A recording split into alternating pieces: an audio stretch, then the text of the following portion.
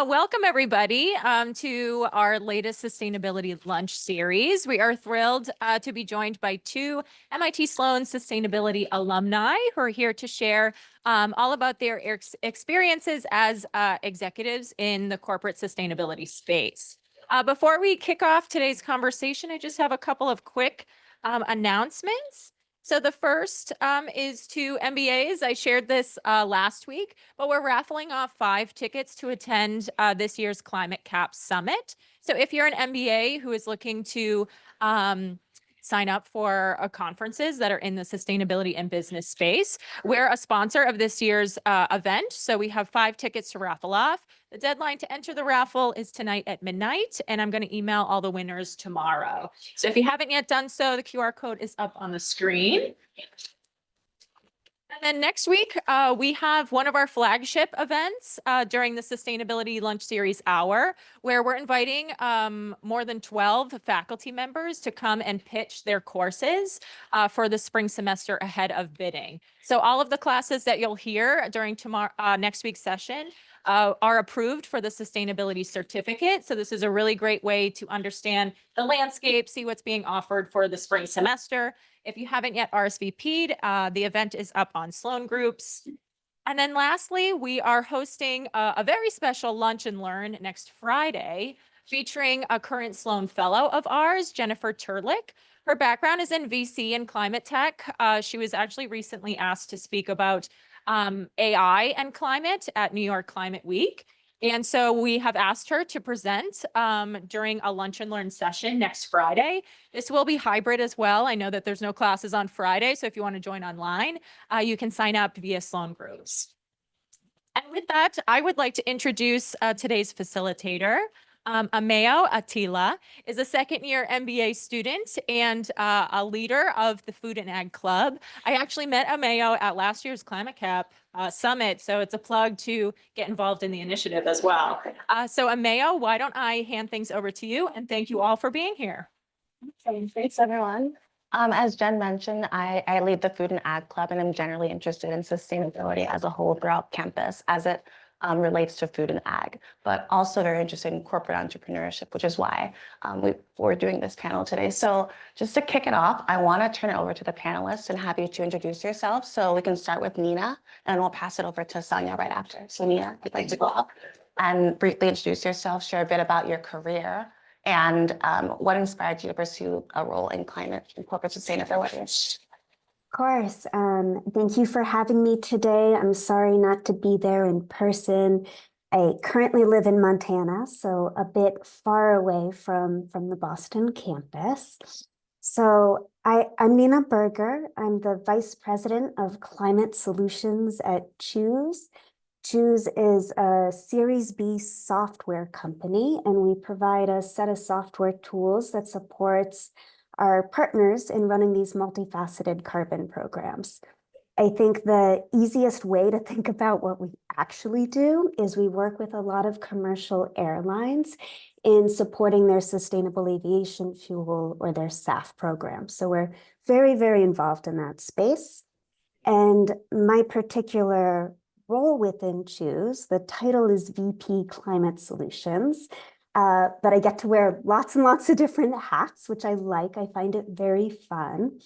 My team acts sort of like internal subject matter experts or content subject matter experts, and we collaborate externally with our partners, internally across our product and commercial team, end up doing a fair amount of work that I would say kind of traditionally falls into marketing as well, and quite a bit on the legal side too.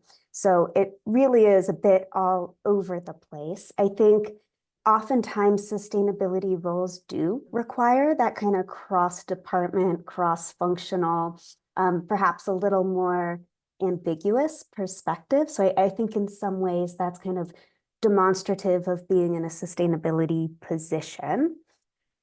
I've really been in climate and sustainability throughout my career. I started off in the nonprofit world with a Boston-based organization called Ceres.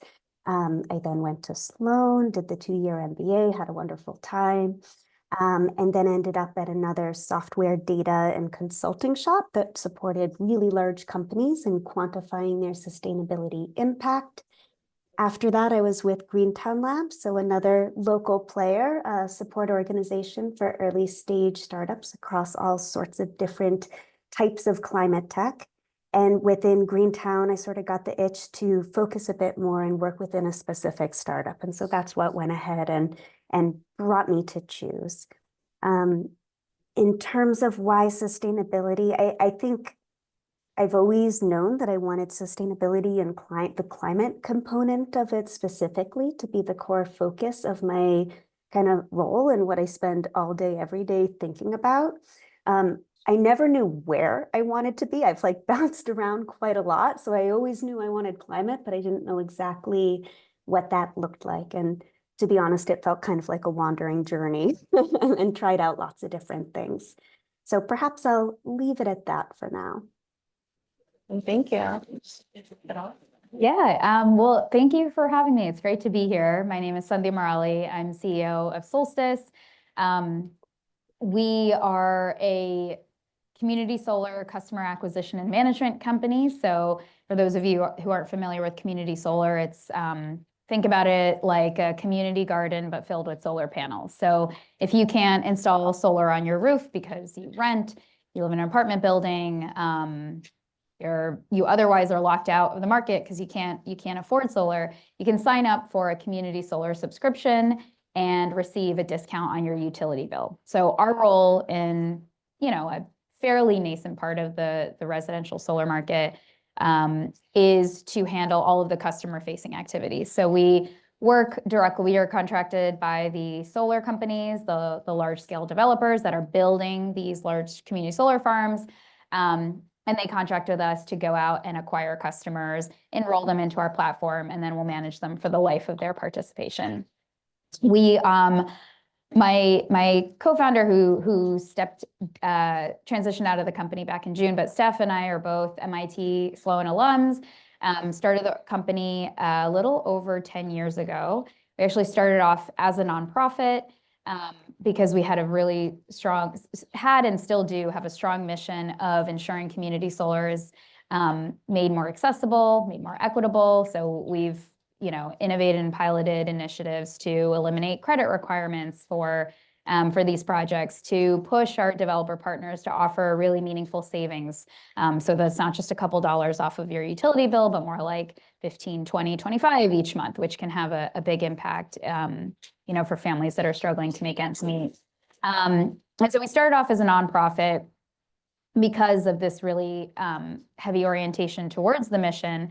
But we spun out a for-profit because we realized there was an opportunity to really own the whole customer experience, build out a software platform that provided a seamless and engaging way to get customers signed up for these projects. And we wanted to kind of capitalize the company accordingly.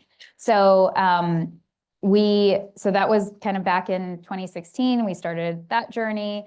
And then over the last 10 years or so, we've really built up our presence in Massachusetts, New York, Illinois, Minnesota, New Jersey, and then New Mexico is going to be a new market for us. And we're hopefully going to enter another couple of states in the next couple of years. We've got about 400 megawatts under management right now, and hoping to pretty rapidly expand that as community solar scales across different states. And in terms of my role, I have worn every single hat probably, except for actually building our software platform because I'm not an engineer. But I come, my background before Sloan was in finance. So I spent a lot of time kind of on our core operations, building out our financial models, supporting our fundraising efforts, and then selling our solution to developers. Solar developers are, essentially they're financiers, right? They're putting capital together to finance these projects and looking at what are our revenue streams going to be from these projects? What's the risk in now selling to a bunch of residential households? How do we think about that counterparty risk? What's your role, Solstice, in ensuring these projects stay fully subscribed and that we're collecting subscription fees from all these people?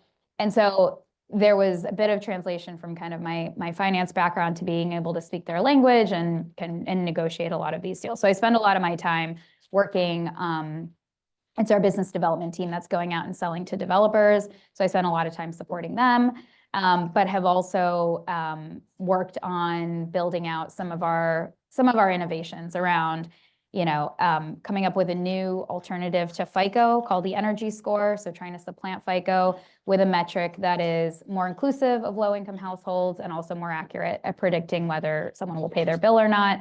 And right now we're expanding, trying to set up a guarantee fund offering so that we can further eliminate that credit risk and sort of, again, in an effort to make these community solar projects more inclusive, sell to more low-income households.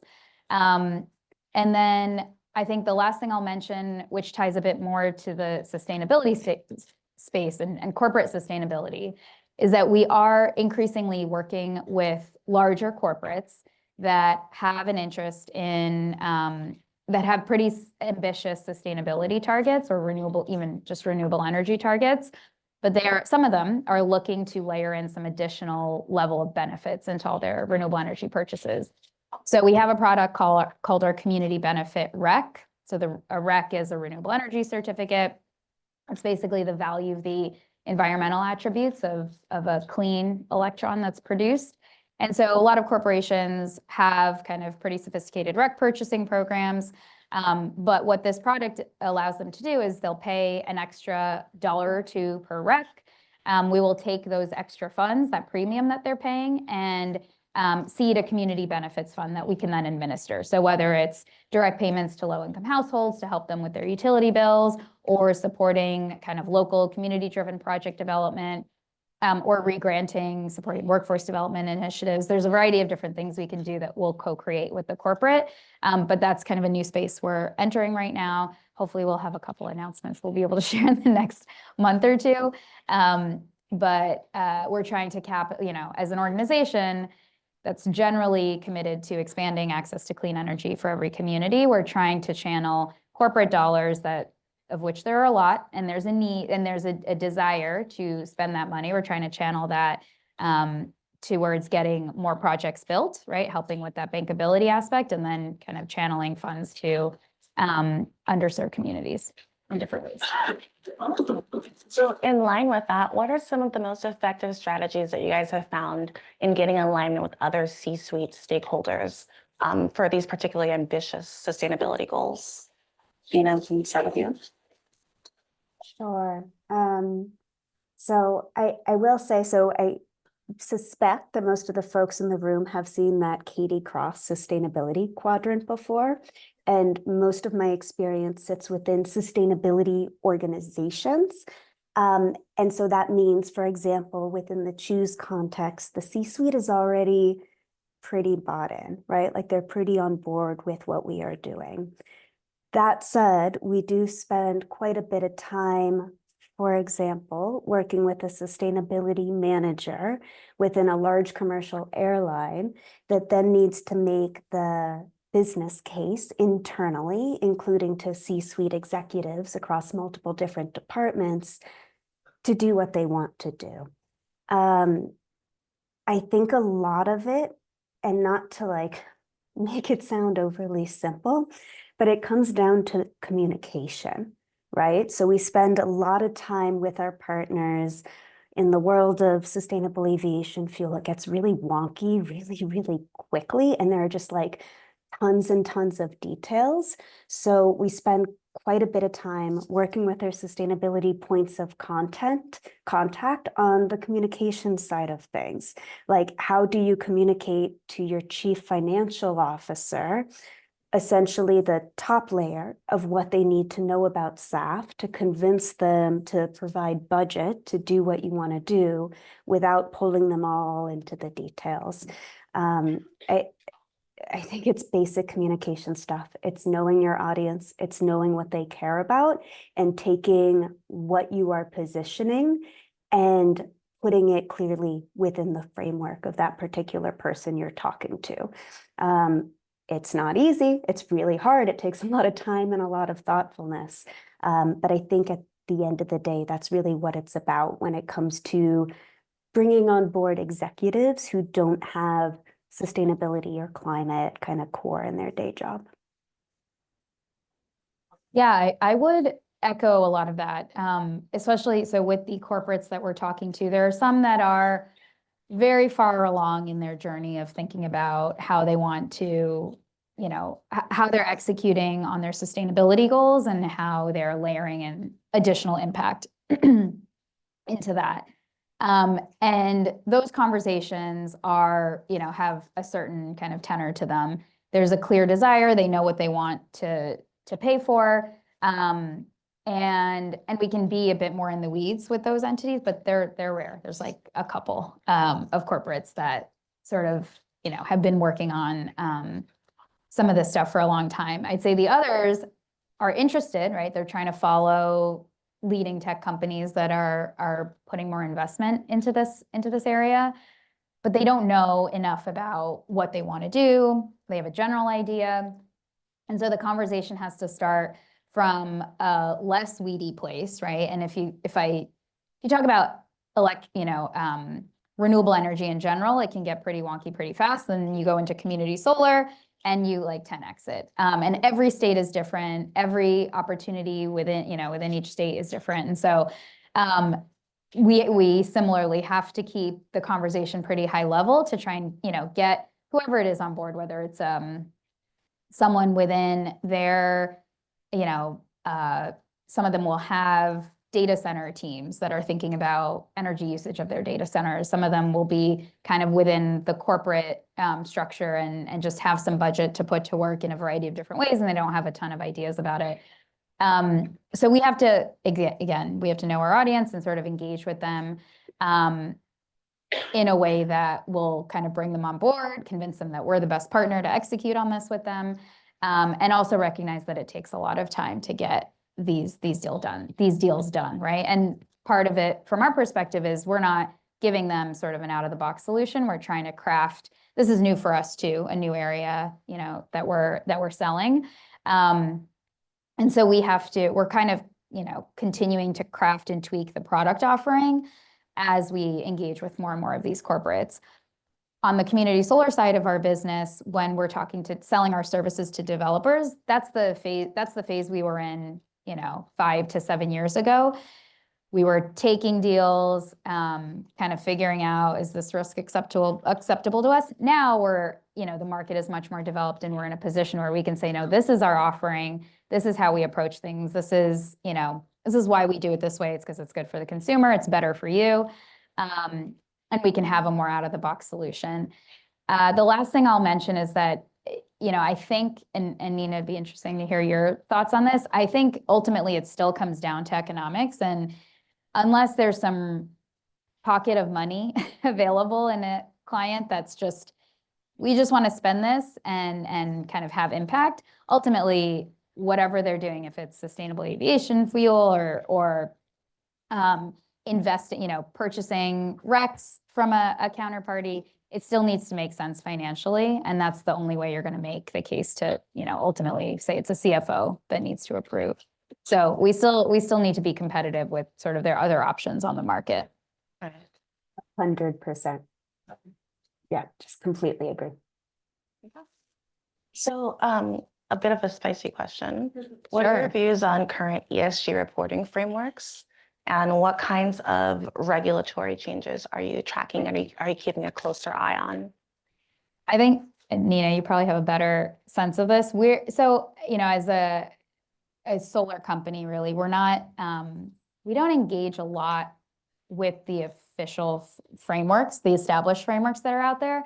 I will say that, again, one of our corporate clients that is kind of pretty advanced on this, environmental justice journey that they're on, they do have impact reporting that they said this is generally what we're looking for. We said, okay, this is the data that we can provide. So it's data around the impact that we're having, like number of low-income customers that we're serving, number of nonprofits we're serving, total amount of savings, how much money was given back to the communities through different methods.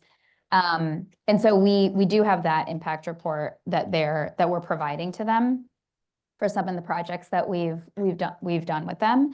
I think I'm just thinking about the tech companies. I don't know that any of them have adopted any of the kind of general frameworks. I'm not sure how much they're doing for which they would need to report on it. But again, I think from my perspective, a lot of what we've done in terms of reporting has been driven, it's like bespoke and driven by the client on the other side. Yeah, so ESG reporting. Number one, I'm a big fan of transparency, and I think it has an important role to play. Number two, I'm going to think back a couple jobs ago when I was with this organization called ThinkStat. And part of what we did was provide a software tool to make ESG reporting easier for large corporates. That's what I spent most of my time on. And I will say the reporting landscape, and this was a while ago now, so it was 2017 to 2020, so things might have evolved. The landscape is so messy. I had like customer after customer pull up a slide and be like, this is the map of the alphabet soup of different reporting entities that I have to report to on an annual basis with deadlines that staggered throughout the whole entire year. And I'll say a lot of those kind of sustainability managers that I worked with, and this might not be universal, it might just be reflective of the people who are looking for software solutions to solve this. But they were rather jaded, and they frequently felt like they spent all of their time reporting and not enough time actually doing the work that they wanted to do, which focused on underlying performance. So that's kind of ESG reporting in general. If I then think about the question of like policy and policies that we're tracking, and I go back to where I exist within Chooose today, within our context, we look at policies as kind of falling into a risk category or an opportunity category. On the risk side, there are policies out there, and it looks different depending on where you are in the world, and we're a global organization, so that gets complicated really quickly. But there are some policies that require you to report specific things about environmental attributes or carbon credits that you are selling. I don't use the word risk because I think it's a bad thing. I use the word risk because if we didn't comply, it poses risk to our business. And so we spend a lot of time monitoring that. We spend a lot of time monitoring policies around greenwashing and ensuring that like we are compliant, and when we work with our partners, we are doing so in a way that positions them for success. On that side of policies, part of what can be tricky is there's a lot of guidance on what you should not do, but it's kind of vague, and there's not a lot of guidance on what you should do. And at least the entities that I work with, like, they're not evil. They all want to do the right thing. It can just be really difficult to figure out what is the right way to talk about these things when the best practices are not clear and they're changing and they look different in different places. So that's like the risk side, and we track all that very, very closely. And then on the opportunity side for us, there are certain policies that either directly like impact our programs and products. So in the SAF space, there's a whole world of kind of mostly mandates in Europe and incentives in the US, and we track that closely, and it ends up getting incorporated into our product. And then there are some other policies in play that we may end up building product around if they come to fruition. So like the big example of that is there's a policy scheme called CORSIA, which is run to manage the emissions associated with international aviation, which don't currently fall under the Paris Agreement because it's kind of inherently international between countries. I could talk about CORSIA for hours. I would bore you all to death, so I won't. But like that's an example of an opportunity where if CORSIA does come to fruition, which is kind of up in the air right now, we believe there's a role for software to play there, and it's relevant to the audience we already work with, so we would build product around it. Have you guys looked, or what kind of partnerships do you guys think about building with governments and non-governmental organizations? You probably So have more on this one than I do. yeah, potentially. We have to, so within our core community solar, customer acquisition and management business, we have to build really strong relationships with kind of at the state level with the community solar program administrators, if they exist, and then the utilities, right? Quasi like entities. They're part of the equation. They're regulating the program, they're issuing the rules, and if there's something, some element of the program that's really onerous or that's not going to be conducive to their policy goals, which are typically, making sure consumers are protected as they're signing up for community solar, and that they're realizing savings, they're getting credits on their bill and whatnot. We need to have that line of communication with the regulators and with the utilities to make sure these issues get fixed. It's kind of the biggest headache that we have to deal with within our business, and probably the biggest impediment to scaling. Because community solar is state by state, and then sometimes there are differences within utilities. So like in Massachusetts, there's a single program, but you have Eversource and National Grid to deal with. Those are really important relationships that our team has built. We do work with nonprofits. Again, depends on the state, but there are organizations like the Citizens Utility Board in Illinois that basically kind of puts information out there in the spirit of consumer protection. And so being on their good side to make sure that, any of our projects are kind of accurately represented, because consumers go to that sort of third-party entity as a trusted entity to find out more information. So we built up relationships on that front. And then part of how we acquire customers is also building community partnerships. And typically those are going to be on a municipality level. Sometimes we'll work with larger nonprofits and sort of work with them. They'll run an enrollment campaign with their members, for example. But a lot of times that's going to be at the municipal level. So there are a lot of other stakeholders within our core community solar business. And I think that is can be the toughest piece, because either there's willing partners, I'd say, on the kind of municipality nonprofit side, but they take a very, very long time to get things approved, to start an enrollment campaign, whatever it is. And then actually the timeline is true on both sides. But then you have sort of semi-unwilling partners on the utility side, who are basically mandated to, administer or kind of perform whatever duties they need to within a community solar program. And getting anything changed is very challenging and requires a lot of stakeholder engagement to do. But also their timelines are very long as well. So that's kind of what we're challenged with when trying to manage these portfolios of projects, manage the customer experience. But I think having focus in specific markets and deepening those relationships has helped us kind of be successful and make sure that we can continue to execute on the projects that we have under our management. And then for us, the short answer is we don't really engage with policymakers or government. We track what is going on closely, as I mentioned in the last question, but it's not a core part of our strategy to have that engagement. We do kind of see ourselves as a neutral software layer. And what takes place in the policy landscape impacts us and impacts the software we have to build, but we're not engaging directly. We do engage very closely with what I would call kind of ecosystem players or industry associations in this space. So not quite government, but tracking, for example, what all these different SAF registries are doing and figuring out how our product can integrate with them. That's how we spend time. So it's not that we exist in a vacuum and don't touch upon the ecosystem. It's just kind of a different category of player that we spend the most time with.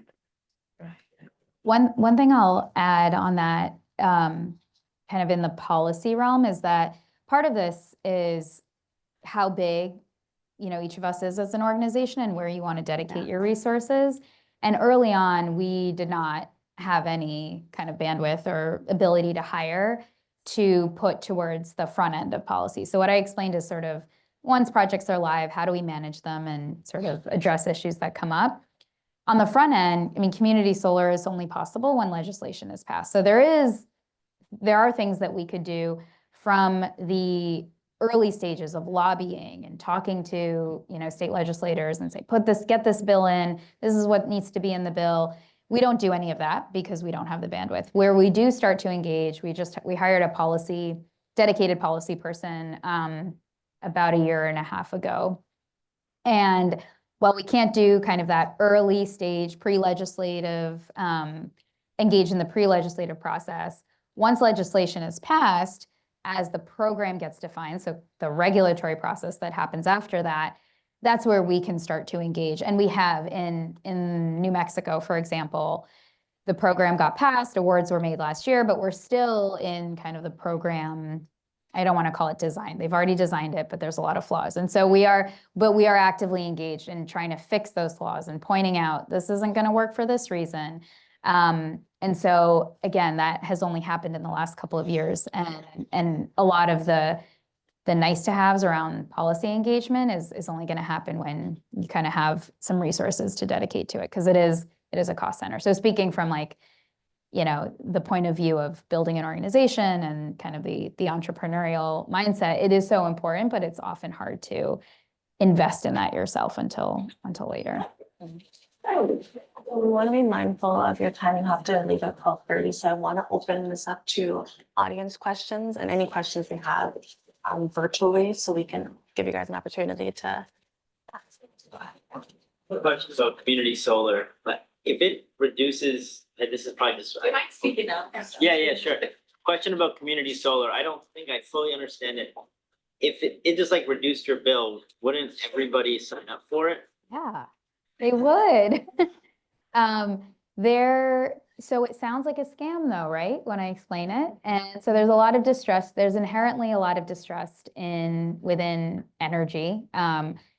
In the third party, the retail supply space. So in markets where you can select a different supplier for your energy than the utility company, there's just historically, I think in almost every market, there's historically been a lot of predatory practices. And so I think there's generally a lot of distrust. People don't think about, so that's one piece. People don't think about shopping for energy options in their day-to-day. And so that's another piece. And so part of it is just awareness. So our challenge in signing people up is less that they're comparing our offer to one of our competitors' offers. It's more just getting their attention, right? And saying, here is what the offer is. There's really no risk to signing up. And then again, making that process of signing up as easy as possible. You run out of capacity pretty quickly? No, because it's really hard to acquire customers. Which I think is a surprise to people, when they first come in. It's like, it's just competing for people's attention and explaining that it is, this isn't a scam, this is a legitimate program. So that's the other reason why on the kind of engaging with some of the nonprofits or the policy, the program administrators, the more content they put out on a state website that explains what community solar is, that we can direct people to, that also helps build credibility around it. Hi, Sandhya. Thank you for being with us today. My name is Sai. I work at Microsoft, but I'm doing a fellowship at MIT focused on community solar. And I'm doing like a course right now where like our main project is figuring out ways to like turbocharge community solar growth. So I definitely love to talk to you more in depth about that at some point. That's very cool. My question is more, earlier you mentioned with a lot of community solar projects, like usually the savings are like 10, 15, 20%. A couple years ago in an interview, you mentioned how like the project you guys did with Illinois with Microsoft had like 50% savings. 60. 60. Yeah. I was just wondering what made that possible. Like you mentioned blended capital investments, but Honestly, Microsoft's push to have really deep impact with that project, right? And then they also served as the purchaser of the RECs on those projects. So it all comes, there's the interplay between, you know, what discount you offer to customers and what revenue you're getting from other sources. And so it worked out such that the project was able to offer 60% savings to the small subscribers. So low income households, smaller nonprofits. And it was made possible because, you know, like Microsoft is one of the leading companies in this space that has a really clear idea of what they want. I mean, they have someone who's in charge of their environmental justice programs, Danielle Decatur, if you know her. And there's a clear kind of mandate, and there's funds towards this. And so, you know, I think they're one of the leaders in kind of saying, this is what we want, this is the level of impact we want to have. And so I think it was really pushed by them. So that's an anomaly. That's like, those are our only projects that have such deep savings. Thank you. Go ahead. Yes, so first of all, thanks so much for sharing with us your thought and experience. So I have a question for Nina. In all the conversation, discussions that you held with executives, what have been, let's say, the most common concerns or hesitation that they show for this type of sustainability project or initiatives in their organization? And that question is, in your opinion, what's the percentage of leaders that they truly believe that those initiatives are needed and are good for their business? And what are the other percentage that they do because they need to do it? You know, it's a checkbox. Yeah. The biggest concerns, it's really contextual. I think it depends on what you are positioning. Cost is almost always an element, right? Like, is what you're presenting going to make money or cost money? With what we are positioning today, so kind of a core product that we work on is a software solution that allows an airline to more efficiently manage the environmental attributes or the environmental impact associated with the physical SAF that they are flying on. And this is something that is being done today in spreadsheets, even by the largest companies in the world. And so, or the largest airlines in the world.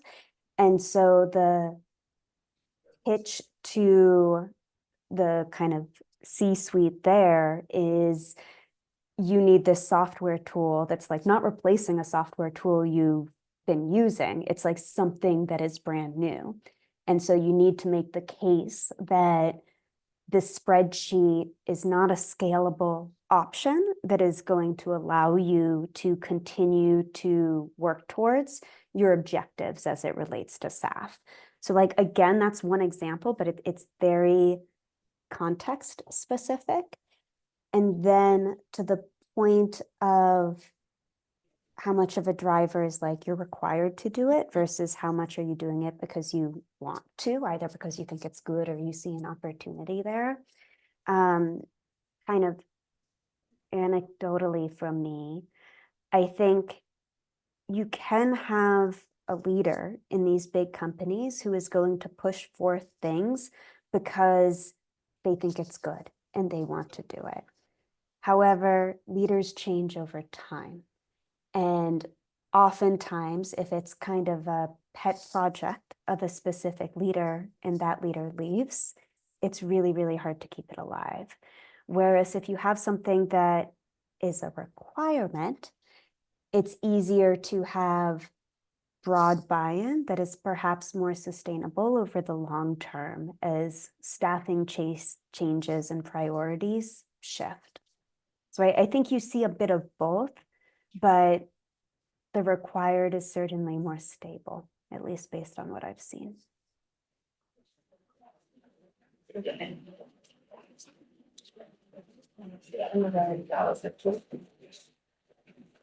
can ask a fun one. I'm going to wear my career advisor hat for a moment. So what advice would you give to a current MBA who's looking to explore a career in corporate sustainability? You both shared an awesome introduction in terms of the many hats that you wear. And so I'm curious to hear your advice. Sure.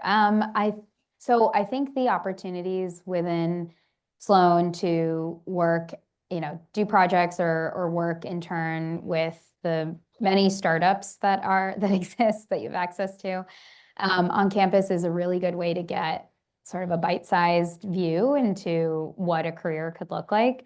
There's obviously the sustainability internships, I'll plug that, which place you at corporates that are investing in this area. So I think just try and take advantage of as many of those opportunities as you can. Honestly, the way I got connected to Steph, my co-founder, was because I think they advertised through the Seed network, and I said, this sounds interesting. I was getting much more interested in renewables, and I really liked the fact that we were trying to make it accessible to more people. And that's how we got connected. And then I just created my own little 10 hours a week thing in my last semester. So definitely take advantage of that. So you can figure out if you want to be at a larger corporate or at a startup that might be selling into corporates, that again have sustainability budgets. Because it's a very different type of work, right? And I think getting as much exposure to it as possible before you decide on what job you're going to go for after finishing is probably the best way to figure that out. Yeah, I'd agree with that. And I think just like talking to as many people as possible. It's great to be an MBA student. You can reach out to almost anyone on LinkedIn and ask if they have time to chat in the coming weeks or months, and it's not awkward. It's like it's just networking. I found most of my jobs like via a network. So I ended up at ThinkStep outside of Sloan. It was a posting that I'm pretty sure I accessed via the sustainability initiative and kind of the job postings they compiled. And then I found somebody within the organization who went to MIT, and I reached out and I asked if they'd chat with me informally. And then Greentown Labs, and maybe this is a nice anecdote too, like I had applied to multiple jobs at Greentown Labs over time. Like I really liked them. I really liked how the role they play in the ecosystem, and the jobs kept on not being the right fit for various reasons. But I think I had talked to them enough that they then had a job opening that was a fit, and they reached out to me. And so there's probably something there about like perseverance, and you might end up getting rejected a couple of times, but it's still good to kind of know the people at the type of organization that you want to work with. And then Chooose was like purely a network thing. Somebody I knew was working with Chooose. Chooose was looking for a specific role and asked them if they'd recommend anybody, and they pointed them towards me, and then I talked to them from there. So networking, I think it's a lot of that.